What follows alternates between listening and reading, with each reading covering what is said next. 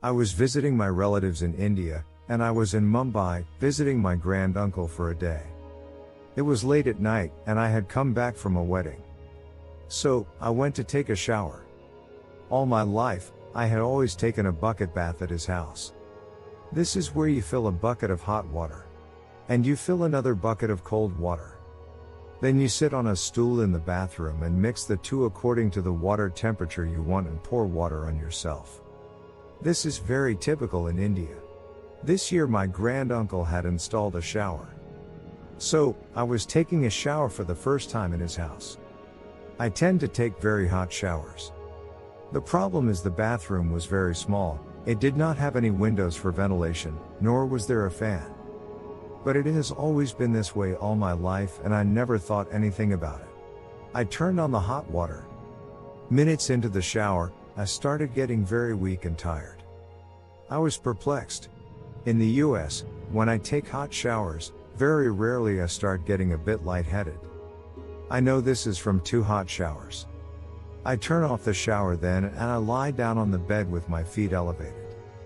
I am back to normal within a couple of minutes. But this was not the same.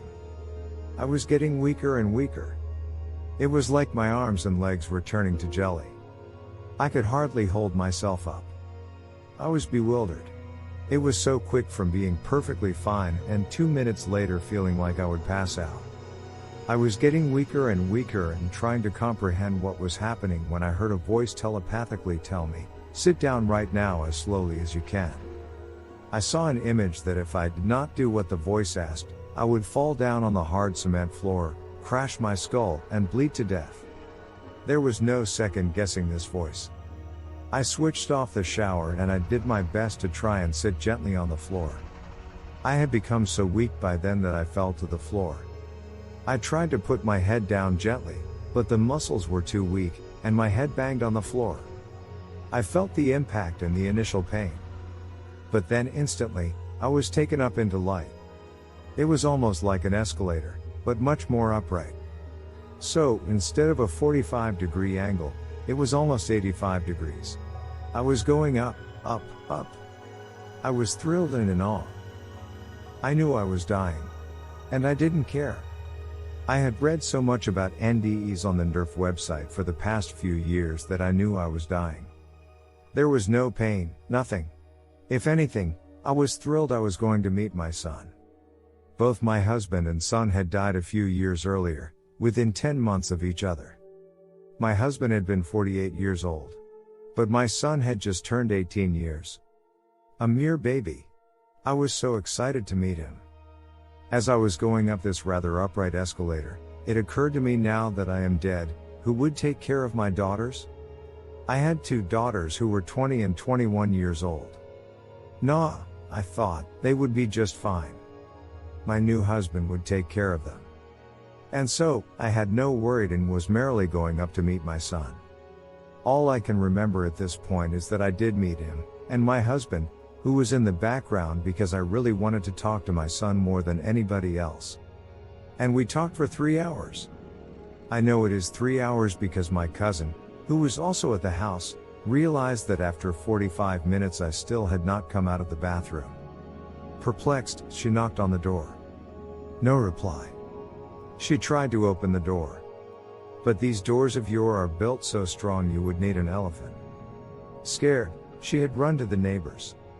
They tried to open the door, to no avail.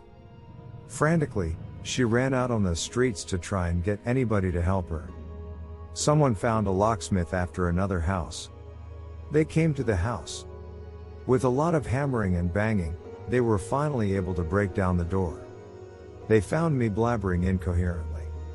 From my end, I was so upset I was dragged back into this body. I heard them banging on the door outside calling my name. I kept saying, "Leave me alone. Don't bother me. I want to be left alone. I don't want to come back." In any case, they opened the door. I was lying naked in a puddle of poop, to put it frankly. I was semi-coherent.